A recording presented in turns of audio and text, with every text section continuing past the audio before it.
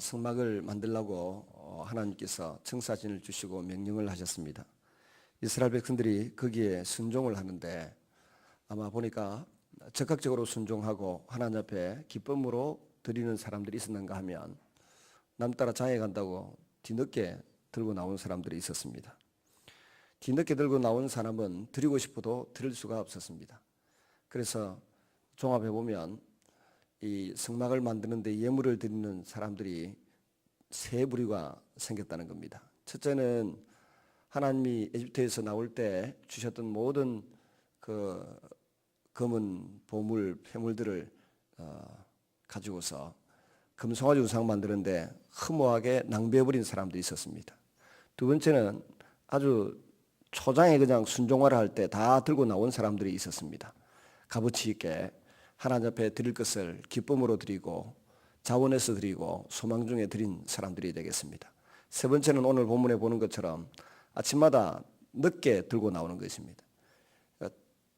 초장에 들고 나왔으면 하나님께 드릴 것이 있을 텐데 늦게 들고 나오니까 일하는 일꾼들이 너무 많아서 쓰고 남으니까 가져오지 마세요.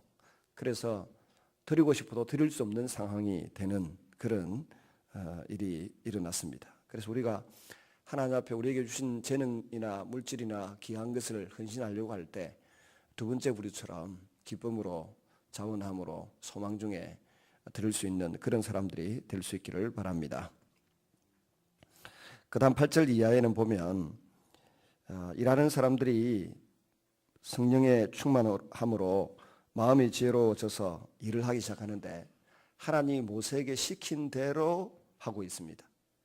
사실 저도 좀 고민이 되는 것이 고난주간인데 거기에 대한 말씀을 볼 것인가 그냥 이걸 볼 것인가 계속해 나갈 것인가 생각을 하고 고민을 많이 했습니다.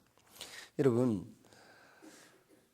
지금 이스라엘 백성들은 하나님이 모세를 통해 주신 말씀대로 그대로 잘 순종했다라고 하는 것을 보여주기 위해서 지금 이 말씀이 기록되어 있는 것입니다.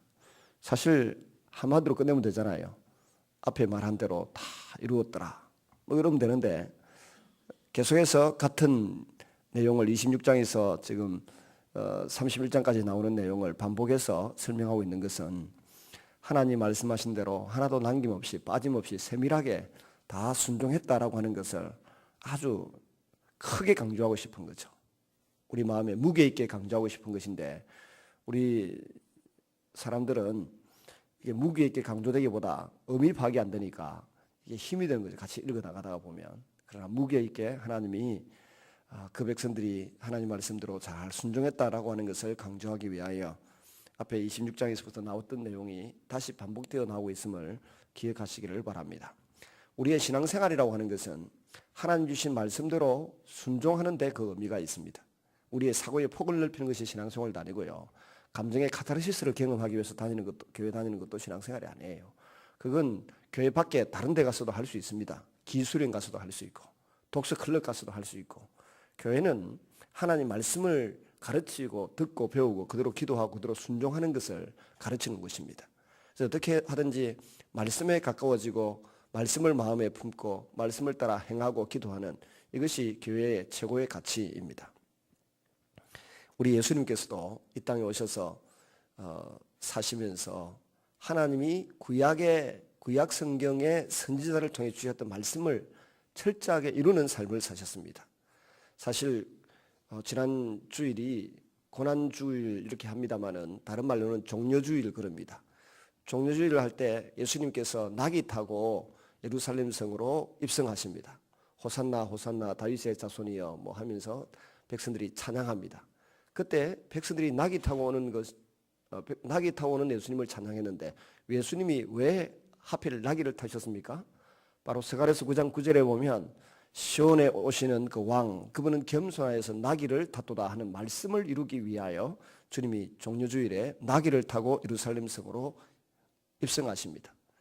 나귀를 탔다는 것이 중요한 것이 아니고 그것이 장차 오실 메시아 그리스도가 겸손하게 나귀를 타고 예루살렘 성으로 입성할 것이다라고 하는 것을 예고해 놓은 스가랴서 9장 9절 말씀을 온전히 이루는 데 의미가 있는 것입니다. 그 다음 월요일에도 보면 그 그 다음 날에도 주님께서 성전에 들어가셔서 성전 청결 사건을 주도하셨습니다. 그 성전 청결 사건을 주도하시는데 그건 역시 이사야서와 예레미야서에 보면 내 집은 만민이 기도하는 집이다. 그래서 여기를 강도의 소굴로 만들었도다. 강도들의 피난처로 만들었도다. 이런 표현이죠. 이사야서와 예레미야서에 동일하게 나오는 이야기입니다. 주님은 이처럼 하나님 말씀을 하나하나 이루기 위하여 고난주간에도 보면 주일날 하신 일이 있고 월요일 하신 일이 있고 화요일 하신 일이 있고 수요일 하신 일이 있습니다. 저와 여러분도 우리의 삶 매일매일 하나님 말씀 하나하나를 이루어가는 그런 생이 되시기를 바랍니다. 말씀을 이루지 않고 인생을 헛살았던 사람이 있습니다. 우리가 잘 아는 사도 바울인데요. 그가 로마서 10장 2절에 보면 이렇게 고백합니다. 내가 하나님을 향한 열심은 있었으나 지식을 쫓은 것이 아니라 사람에게 보이려고 하나님의 의를 행하지 않았다라고 말합니다. 무슨 말인가 하면 자기 나름대로 그 공동체, 유대인 그 공동체, 바리새파 그 공동체 내에서 하나님 앞에 열심히 사는 모습을 보여주고 싶어 했습니다. 근데 그 공동체에서 예수가 이단이다 이러니까 그 예수 믿는 사람들을 잡아 죽이고 감옥에 가두기 위해서 제일 앞장서서 열심을 품고 달렸습니다. 근데 나중에 살다 보니까 이게 잘못되었구나 하는 것을 깨닫고 로마서 10장 2절에 말하기를 내가 하나님께 열심히 있었으나 지식, 즉 하나님의 말씀을 쫓은 것이 아니라 자기 의를 나타내기 위해서 하나님의 의를 쫓지 않았다라고 하는 결론을 내리게 됩니다. 우리가 교회에서 일도 하고 저일도 하고 공동체를 위해서 이런 열심도 내고 저런 열심도 내는데 그것이 정말 하나님의 의를 이루는 일이고 하나님의 지식을 쫓는 일이고 하나님의 말씀을 이루는 일인지 늘 돌아보면서 할 수 있어야 됩니다.